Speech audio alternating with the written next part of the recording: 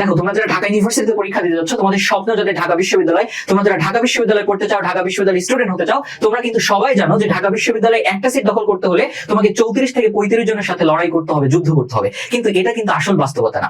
আসল বাস্তবতা হচ্ছে তোমাকে অ্যাডমিশনের টাইমে প্রতিদিন নিজের সাথে যুদ্ধ করে 16 থেকে 17 ঘন্টা টেবিলে বসে থাকতে হবে, টেবিলে বসে পড়তে হবে।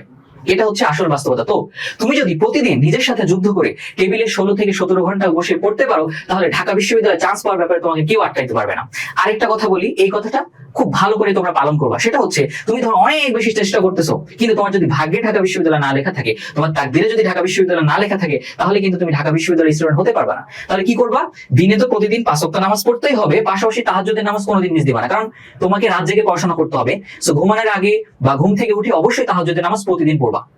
তোমরা জানো যে ভাগ্য কিন্তু দোয়ার মাধ্যমে পরিবর্তন করা যায়। আল্লাহর কাছে চাইলে, অনেক বেশি চাইলে, আল্লাহ হচ্ছে তোমার দোয়ার মাধ্যমে তোমার ভাগ্য পরিবর্তন করে দেয়। তো তোমার ভাগ্যে যদি ঢাকা বিশ্ববিদ্যালয় না লেখা থাকে, তুমি আল্লাহর কাছে দোয়া করবা, কান্না করে দোয়া করবা, আল্লাহ আমার ভাগ্যে যদি ঢাকা বিশ্ববিদ্যালয় না লেখা থাকে, তাহলে তুমি আমার ভাগ্যে ঢাকা বিশ্ববিদ্যালয়কে লিখে দাও।